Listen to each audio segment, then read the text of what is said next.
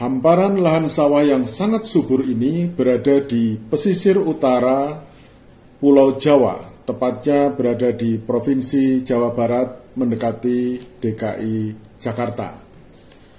Lahan sawah merupakan lumbung pangan yang bisa menghidupi masyarakat kita dalam kehidupan sehari-hari dengan menyediakan bahan pangan beras.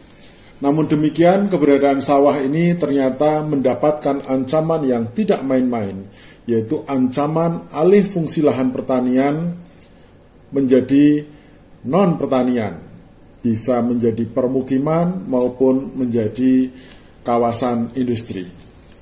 Teman-teman sekalian, bahwa budidaya tanaman di lahan pertanian ini seiring waktu memang biasanya manusia akan menetap tinggal berdekatan dengan lahan yang subur tersebut untuk dijadikan sebagai cadangan pangan.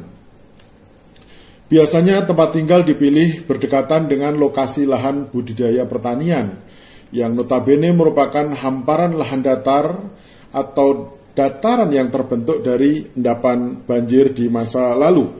Kita biasa menyebut sebagai tanah aluvial. Perkembangan penduduk atau perkembangan umat manusia dari waktu ke waktu ini awalnya memang berdekatan dengan hutan, lalu mereka berubah menjadi kawasan pedesaan.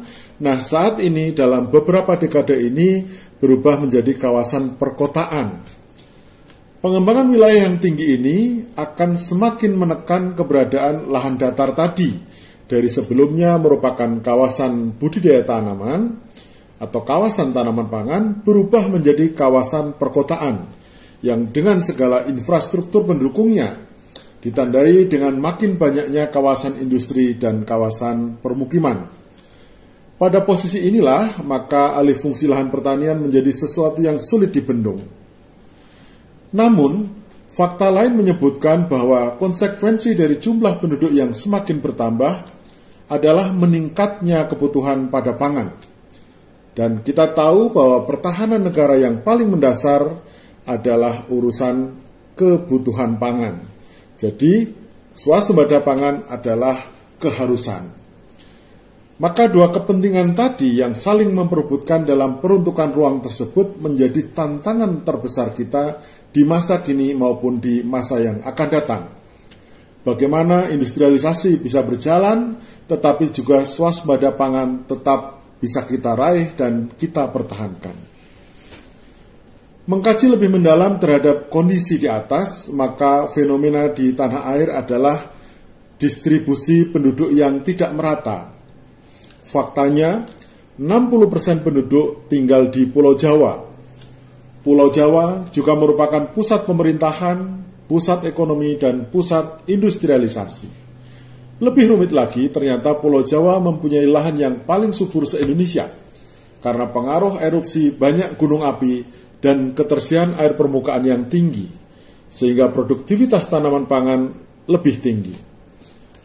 Pertempuran perebutan lahan pada ruang yang sama ini sangat terlihat di kawasan pantai utara Pulau Jawa, yang merupakan lumbung pangan nasional, tetapi juga merupakan jalur jalan tol, jalur jalan pantura, atau jalan nasional, dan banyaknya kawasan pesisir dari Banten sampai Surabaya yang berubah menjadi kawasan industri. Kawasan industri artinya perubahan dari lahan pertanian dan tambak menjadi bangunan-bangunan untuk kebutuhan industri. Permasalahan ini tidak bisa diselesaikan dalam lingkup lokal, maka ini butuh komando dari level teratas, yaitu presiden, menteri, sampai gubernur, bahkan bupati, wali kota, camat, dan desa atau kelurahan. Kita tahu bahwa gerakan masif alih fungsi lahan ini menyasar pada semua wilayah dan kawasan dengan berbagai manuver, bahkan dengan menyiasati peraturan yang ada.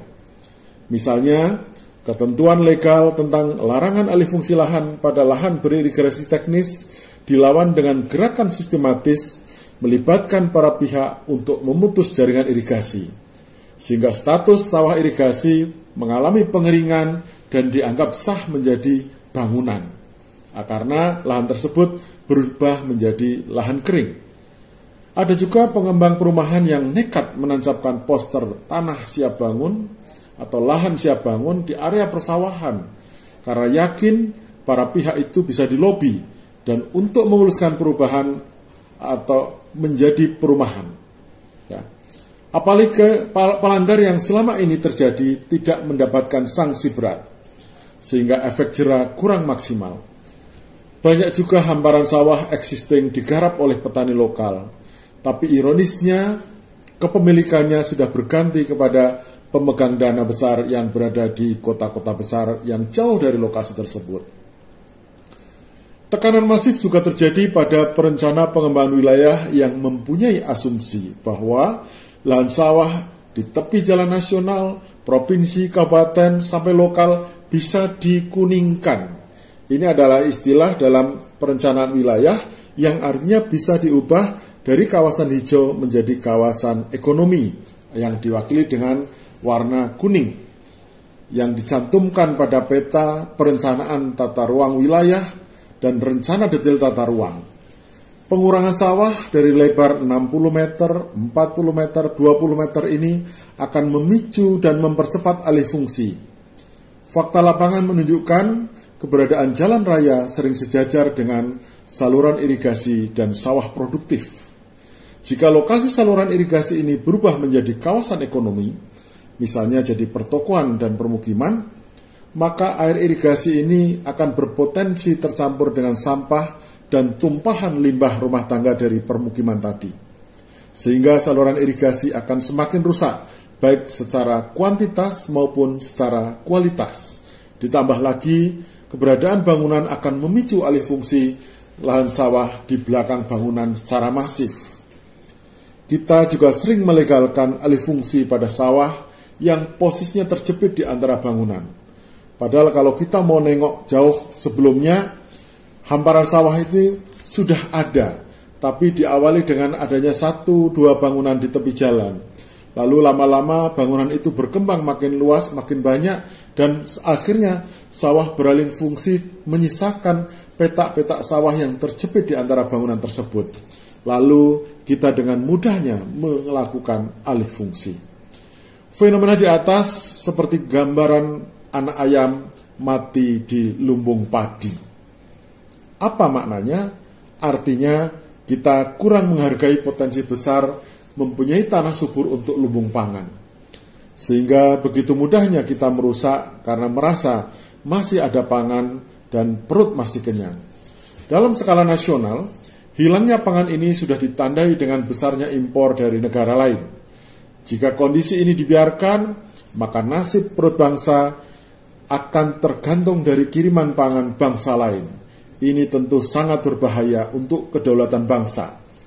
Maka gerakan menuju swasembada pangan perlu didukung dan dilaksanakan secara sistematis dan kokoh agar ketersediaan pangan untuk generasi masa depan tetap terjamin dengan baik.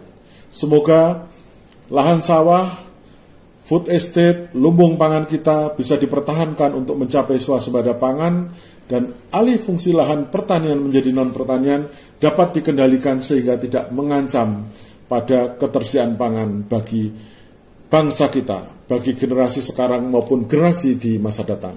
Semoga bermanfaat. Terima kasih.